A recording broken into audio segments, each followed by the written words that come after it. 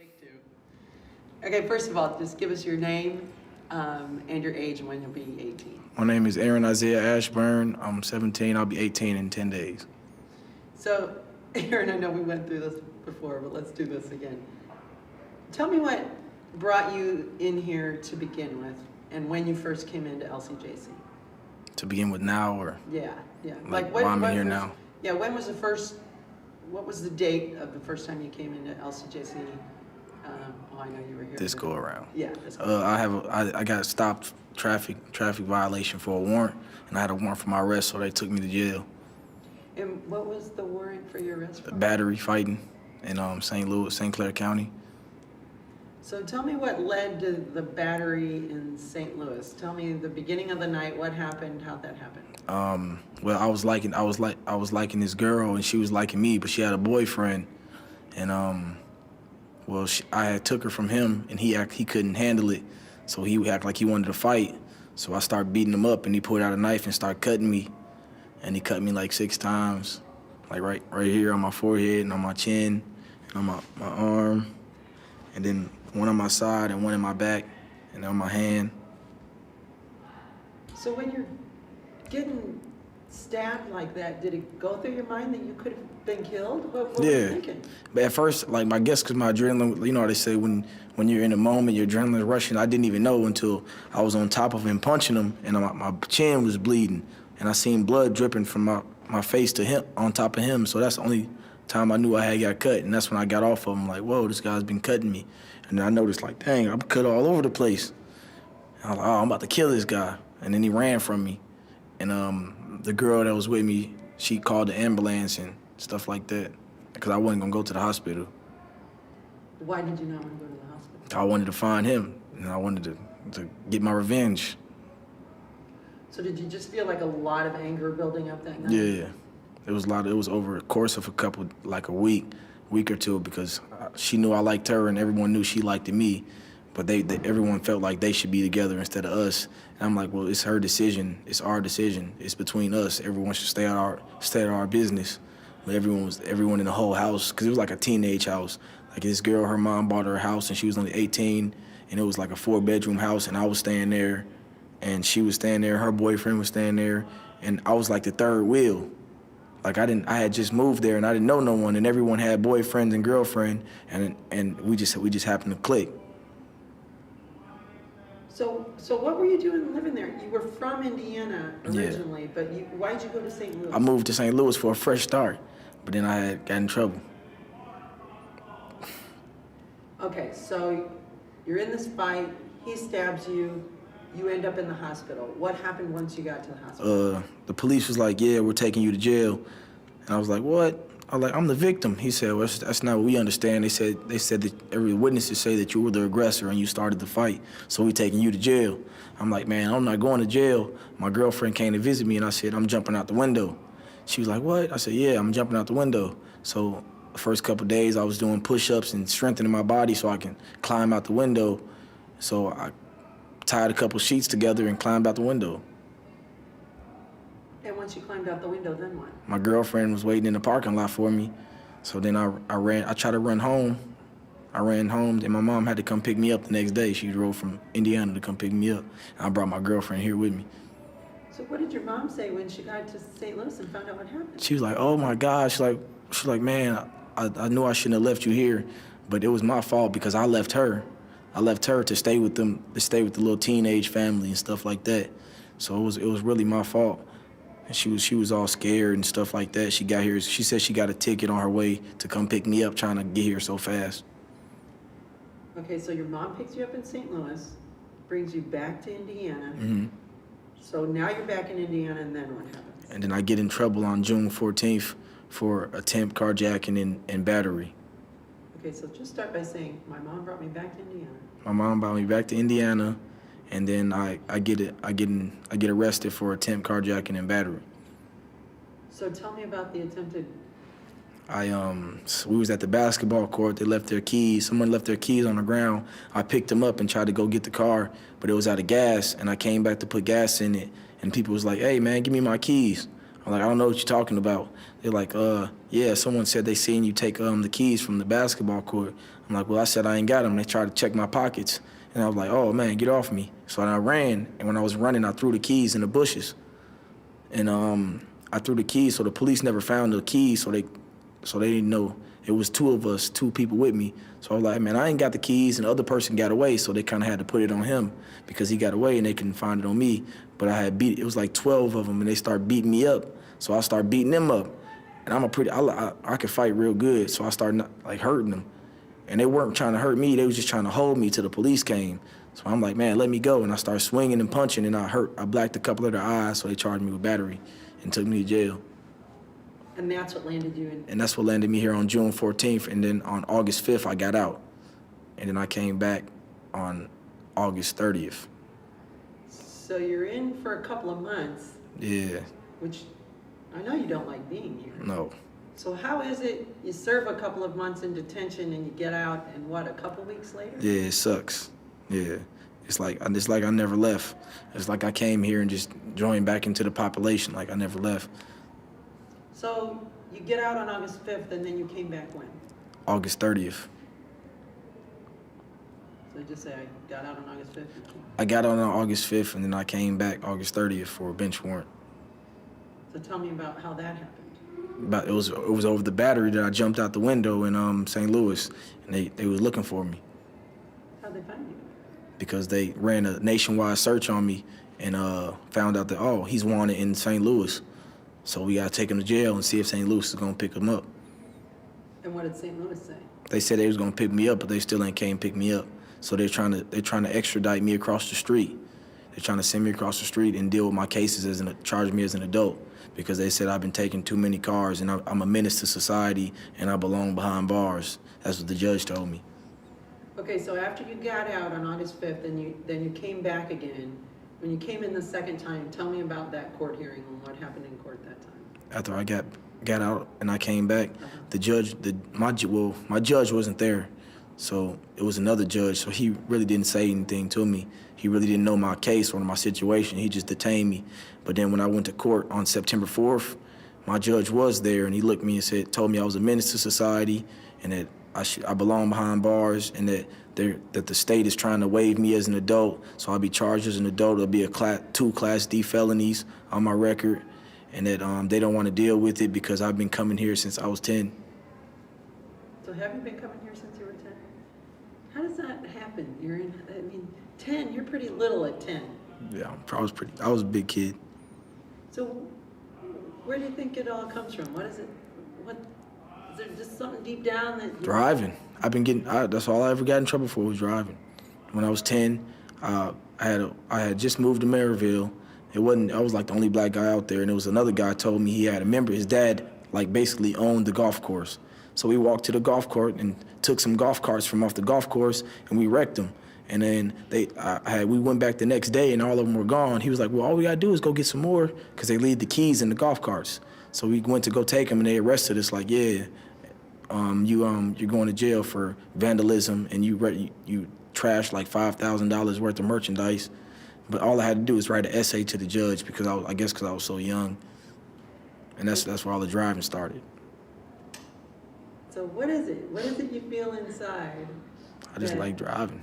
It's just, when I be behind the wheel, I think I just need to become legit and get my license and my license. And I have a car, but my mom's a good mom. She's not like one of the moms that will get you a car and then she know you don't got your license and let you drive it. She got me a car in order to inspire me to get my license. Like, yeah, you already got a car. All you got to do is get your license, and then you can drive. But that didn't really help, because then I'll just take the keys and stuff from my car and be driving my car anyway. But she never let me drive the car without a license, with her own consent. She never. We talked about this earlier. Tell me about the city of Maryville, and for somebody who's watching this who has no idea anything about Indiana or anything about Maryville, tell me about where you're from and kind of what the neighborhood is like. Well, I moved to Maryville when I was like the only black guy out there. I was living there like 99, 98. It was like I was like the only black person out there. Like, you don't have to be from bad neighborhoods And you can come from good neighborhoods and still do bad things. It's just the bad choices that you choose. You really don't have to have a bad path or a bad background, because my parents have always provided for me, and they always gave me everything I wanted. So you don't have to be coming from the struggle, as everyone say, or come from a bad neighborhood just to be doing bad things, because I came from a good neighborhood and I came from a good family, but I still just made bad choices. Do you have any brothers or sisters? I have 2 older sisters. One of them, they both do good. One of them's a doctor. She's an RN now. She's a registered nurse. She just became a registered nurse like last week. And my other one, she's her 2nd year in college. I'm the youngest, and I'm the only one that's messing up. So what do your parents say about all this? They just say I'm the bad seed. She say, but my mom never gives up on me though. She's always says, "Oh, you still have time. You're 17, but you're still just a baby. You still have time." That's why she's gonna give me a lawyer, do whatever it takes in order for them not to send me across the street, because she thinks that if I have a felony, it like takes away 7 years of my life, and it ruins all types of job opportunities. When you have a felony, she says it puts you in a little square, and like those, you only have certain job opportunities, and you can't do good with a felony on your record. So she don't want me to have that. So she gonna do everything she can not to give me a felony. So how were things for you in school? Oh, school has been easy for me. I always did good in school. School was never a problem. I always had good grades. I had a 4.0 my junior year. Like my lowest grade point average, like a 3.4. I always did good in school when I went. Aaron, what's the deal? I just like driving. That's just what like everyone has their own pet peeve. Everyone has their own obsession. It's like just my obsession. I even tried to get little driving games, and that just made it worse. Like Grand Theft Auto, they need to take that stuff out of the market, because that's not good for kids at all. It just makes it worse. My mom tried to like, oh, maybe the driving games will help, but it just teaches kids how to steal cars and stuff. They shouldn't have that game either. Is your mom just super upset over all this? Yeah, she's hurt. She's hurt, but she's still, no matter how many times she say, if you get in any more trouble, I'm not coming to court. And they're just gonna keep you there and send you across, but she always comes. But she's upset. You can tell that she's hurt. She feels like, because she only wanted a son. She has 2 daughters. She said if she would have had a boy the first time, she wouldn't have any more kids. So I'm like her pride and joy, and she feels crushed because I'm all she wanted. And I'm like all she had. I'm her youngest child, and I'm the only one messing up. But I got time. Like I tell her I got time. But she says she's getting tired of hearing that. She said actions speak louder than words. So. Yeah. No, I think you said that. So earlier we were talking, and I said, Aaron, what is the deal with you messing up like this? And you said, I don't remember. You were like, I'm a bad kid. Oh yeah, I'm a bad kid. Sometimes. It depends. I don't know. Yeah, I'm a bad kid.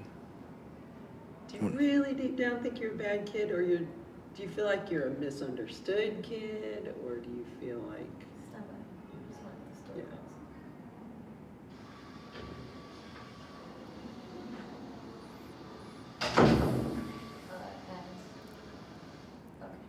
Do you really feel like you're a bad kid, or do you just feel like there's something going on inside of you that you can't quite pinpoint why you do what you do?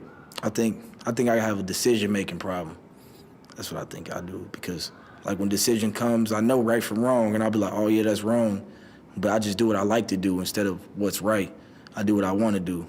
I do what I want. Like I do what I like to do, basically. If I like to drive, if I want that car and I like that car and I want to drive it, and I know, I'll be like, oh man, I know if I get behind the wheel of this car, I might go back to jail, or I might be ended up in a bad situation, but it's just for the thrill of the moment. I think about, it's not, most people say, oh, I didn't think about the consequences, but me, I analyze everything. That's just the person that I am. I think about everything before it happens. It's just that I guess I just really don't care. But what about after you've been in a place like this? You would think that once you've been here once, that's it. Yeah, you don't want to do it again. Like I said, I just really don't care. Like, I care about coming here and I care about wasting my life in this place. But when the time comes and I want to do that, it's just I'm gonna do it. Have they had any psychological evaluations? Have they ordered all that stuff? Yeah, they said they diagnosed me with ADHD, attention deficit hyper disorder, and they said I had a depression problem. But I don't have no depression problem. I might have a little ADHD because I am hyper at sometimes. But I think they just messed up on their diagnosis. I think I probably have like OCD or something like that, because that's what I probably have. Yeah. What did your mom say when she was in court? Did they have her testify? They never gave my mom a chance to get on the podium and say anything in court. They asked her a couple questions like her name and is she my mom or does she want me to come home? She always says, yeah, she wants me to come home, but other than that, she's never been on the stand. So there's this possibility that they might waive you to adult court. Yeah, on October 2nd. So tell me about what happens October 2nd. They said that it's a waiver hearing. They said that the state's trying to waive me across the street. They're trying to see if they have enough probable cause to send me over there because they don't want to deal with it. They don't want to deal with it no more. And they said then they can deal with my warrant and they can deal with all my open cases all at once. But I already know that because I've been to adult jail in St. Louis. I've been there one time. And so because when you're in St. Louis, you're classified as an adult when you're 17. So they sent me there, and I don't want to go back. But it wasn't for a felony; it was for a misdemeanor. And I know when you get felony on your record, it's all bad. You're gonna be working at McDonald's or something like that for the rest of your life. So what do you think would keep you out of trouble? What ultimately? I think if I have to pay my fines in order to get my license, because I wouldn't lie, when I got it on August 5th, I tried to go straight. I'm like, I'm not gonna touch no cars. I'm gonna go take my permit test. I took my permit test and I failed it twice. It was kind of discouraging because I'm like, man, why do I keep failing this test? But my mom said, just keep your head up. I went to go take it again and I passed. But then it's always one thing after another. As soon as I passed the test, they look in the computer and they said, we can't issue your permit because in St. Louis you have some things that you have to take care of down there. I'm like, what? Like, I took all this time finally trying to get that, and then they tell me I can't have it. Do you understand why a judge or a prosecutor would say to you, you are a risk for us? Yeah, I know. I understand. I mean, I'm not like discriminating against them. I know what they're saying because if I was in their shoes, I'd probably say the same thing because they tried to help me. I've been to 2 placements. I've been a placement in Cherville called Campania, and then they sent me to Nevada, Rite of Passage. I was there for like 18 months, but I still be driving. So you've really been through. Yeah. You've been through detention. You've been through placement. Yeah. So I think that's why this time I'm begging for DLC. And I think I don't know. If I go to DLC, we're gonna see. It's gonna be easy. I know it's not gonna change me. It might give me a little buffer or give me a little stronger endurance wise. Maybe a little mental smartness, but it still ain't gonna change like my whole outlook on my life. Like I know I'll be messing up. What about your friends? What are your friends like? It depends. I guess it depends on what crowd I'm around. Like if I'm around the good people one day, I guess I'll be doing what they do. But if I'm around the negative people, then I'm like the ringleader of the negative. Like I'll be the leader of whatever kind of crowd I'm around. I'll be a leader. Like if I'm around the good people, like church-going people, that's what I'll do. But if I'm around negative people, and I'm like, yeah, this is what we're gonna do. I'm always the initiator. Do you realize you could take all that and do something good with it? Yeah, I know. Are you just bored? I think that's what I think it is. I think I'd be bored. I be trying to stay in the house, man. My mama be trying to keep me in the house, internet, video games. But I'm like, man, I just gotta go do something. Anything. So if somebody said, okay, Aaron, whatever you think it is that you need to do to stay out of trouble, whether it's some great job or... Yeah, if I had a job, but then it seemed like every time I do something good going, I was working at Arby's, and then school wasn't even in yet. I had a summer job. They keep asking me for a work permit, And I'm like, I just moved down here from St. Louis. I had to get a work permit from school, and I haven't attended any schools down here yet. I'm like, I can't give you a work permit. Well, look, we can't have you work until we're gonna have to let you go. I'm like, man, I've been working here for almost 2 months. Please, you guys can. School's about to start. Just let me work here until school starts, and then I'll give you guys a work permit. I'm about to be 18. And they're like, oh, we can't do that. We're risking our jobs. So I'm like, all right. So they fired me. Said I can't work. I had a job. I had a couple jobs. I worked at TJ Maxx, Arby's. I worked a couple places. Do you like working? Yes. I love working. If I can get me a job and I think a job would be good for me. Because anything that keeps me busy. Like I said, I think I do have ADHD. Anything that keeps me busy.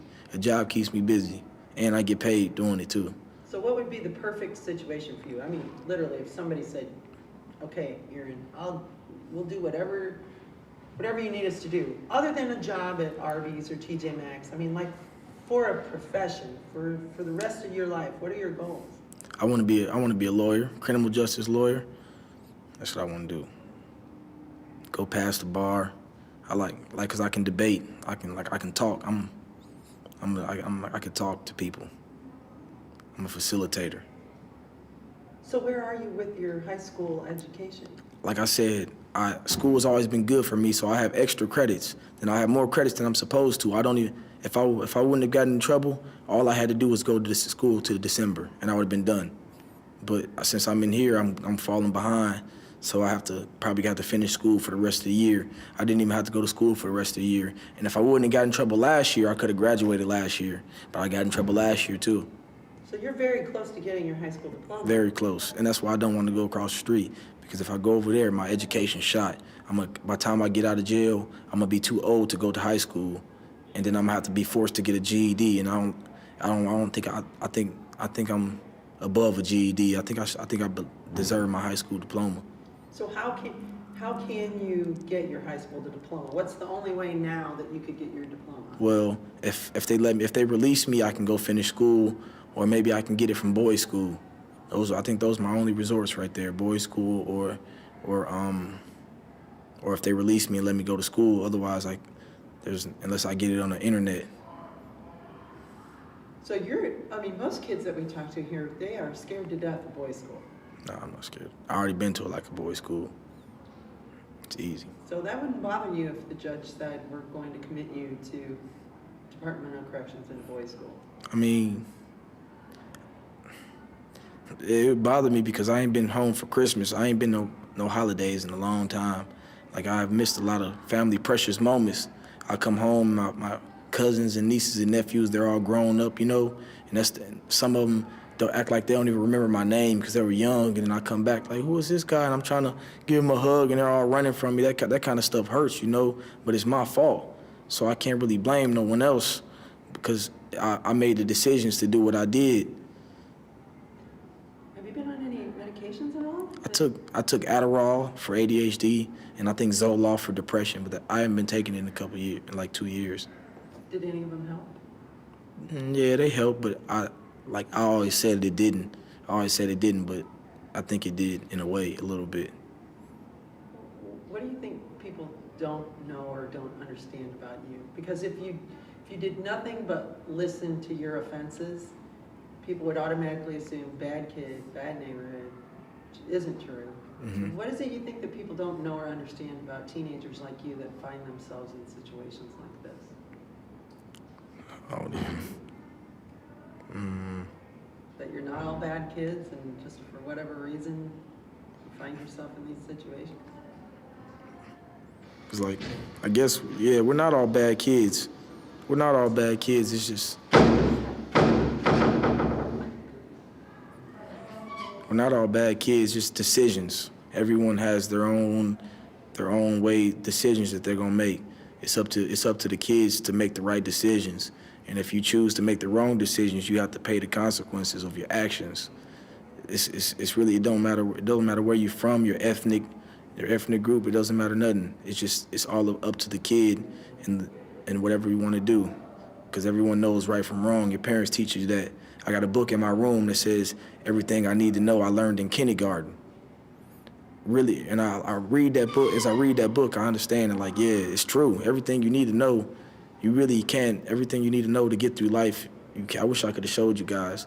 You can learn in kindergarten, and you learn a lot of stuff in kindergarten that can help you on in life. But you don't got to be from no good neighborhood, because people in good neighborhood, they do drugs too. Like if I went to Harvard, they make mistakes too. Everyone makes mistakes. It doesn't matter who you are. It's just up to you to make the right decisions. Are you afraid at all that you're not going to be able to accomplish everything you want to? Yeah, I am. I know I'm at risk of not getting my high school diploma. I know I'm at risk of getting a felony and not being able to get the job opportunities that I know I can get, because my education-wise, like whenever I show people my resume and they call my schools, oh yeah, he's a good kid.